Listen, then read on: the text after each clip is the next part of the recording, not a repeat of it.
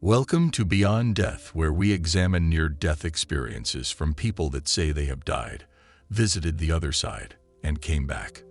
Today's NDE is from Bret B, who says he died of multiple heart attacks over a 4-day period and explains his reasoning behind choosing to return to the earthly realm. Let's get into it. I was a very serious athlete all of my life and knew my body very intimately. I knew my injuries and the physical limits I could reach in different sports and activities. I was practicing with my softball team and noticed that all of my muscles were hurting. I was having trouble running and I had no power when I was hitting the ball. This was very odd, as I had always hit with power. The next day, I made an appointment with my doctor to discuss this. The prior situation was extremely out of character for me. My doctor wanted to do blood work and get back to me. The following Tuesday, I received a phone call from him. This was very unusual since his nurse was always the one to call if there was something to be done or to let me know everything was okay. He quickly told me that my creatine kinase enzymes were at 27,000 when they should only be at a 3-figure number. The normal range for creatine kinase enzymes is 32 to 267 units per liter of blood. The doctor told me to leave work right then and to check myself into the hospital. That this phone call had indeed happened and that the urgency was clear compelled me to obey. I left work and checked into the hospital at 3:30 p.m. 3 hours later, I suffered the first of the 6 heart attacks I would experience over a 4-day period. When I suffered the first heart attack, I had been talking with my roommate and his wife. Apparently, I just stopped talking. They knew something was wrong then and called for a nurse and the crash cart, a medical trolley set up with the emergency equipment required to assist in heart attack cases. I was out for a couple of minutes before they brought me back. The following morning, I was talking and sitting up as the doctor was telling me what they were going to do as far as tests go. As my family and I listened, I experienced a cold feeling, knew that I was going to pass out, and fell back against my pillow. Again, I was gone for a couple of minutes before they could pull me back. During this attack, I was aware that something was wrong and a lot of people were in the room. Now the doctor said that they needed to get me into the intensive care unit. During the periods that I was awake, I felt okay and was conversing with my family. My cell phone rang and I answered it to find it was one of my supervisors calling to see how I was doing. As we were talking, I got that cold feeling again and told my supervisor that I had to go and handed the phone to a nurse as I began to take a laid-out position. This time, the experience was much more involved in that I knew I was clinically dead and floating just above the bed by a few inches. After one hit with the paddles of a heart defibrillator that gives a high-voltage electric shock to the person having a heart attack, in order to restore the heart's beating rhythm, I was now in my bedroom in the house where I was last married. I felt that I had done something wrong and asked my then-wife, now my ex, why there were so many medical people in our bedroom. Another shock with the paddles, and I was in a black void with nothing but my thoughts. I thought I wasn't going to come back from this one, and my thoughts told me I was gone from this world. Then I was given a full-strength shock with the paddles and found myself awake, but very groggy. I was stable for a couple of minutes when again, I went out and flatlined this time. I was out for a long time and could sense that everyone in the room was worried. Again, another full-strength shock from the paddles brought me back. Once I had stabilized, the medical team began putting syringes full of medicine into my intravenous strip. I felt odd. I don't know how else to explain it, but I was not myself.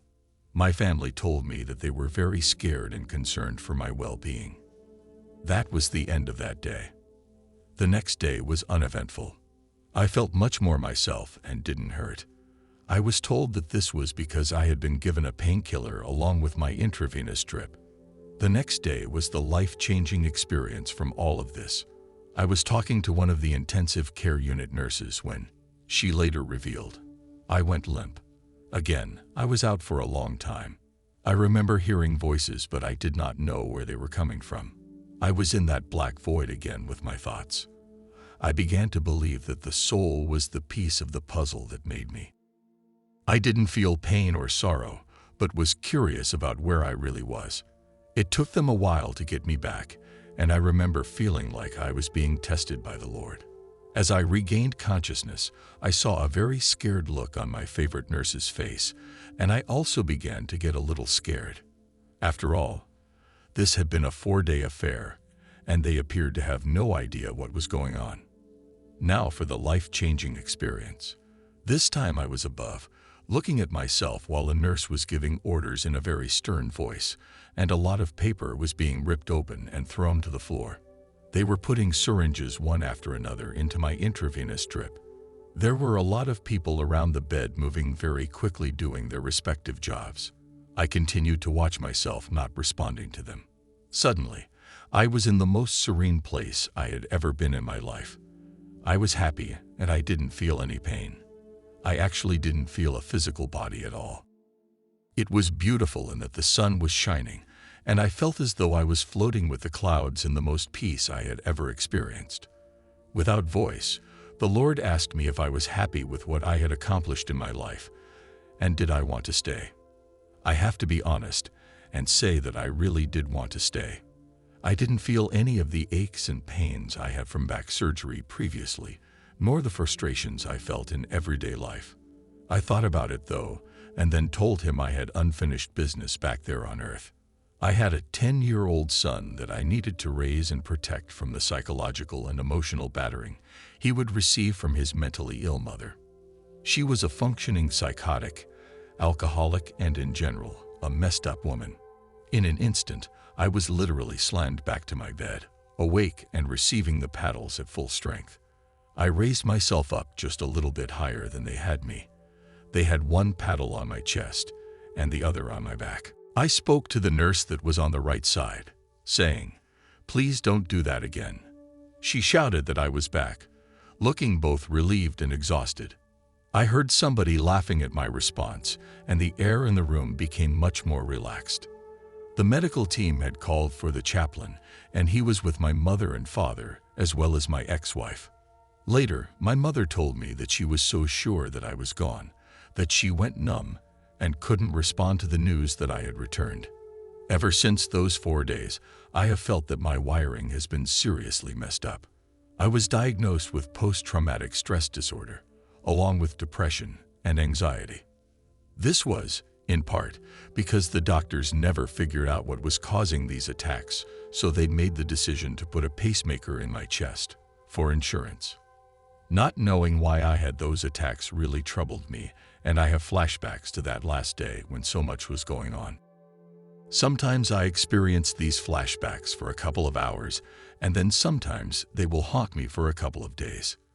Watching similar experiences on television gives me a jolt of PTSD, and I have to get up and leave the room. Notes from Beyond Death. I have included a link to Bret B's experience in the description, and for those that want to know more, Bret has filled out a brief question and answer portion immediately following his NDE. My own thoughts on this are as follows. I often see people comment about how, given a choice, they would not choose to return to Earth, or they ask why any sane person would. I believe this near-death experience explains it very well. Love will make you agree to return. You would be amazed what we will go through for those we love. Just look at what Jesus went through because he loved us. Let me know your thoughts below in the comments. Until next time, stay blessed.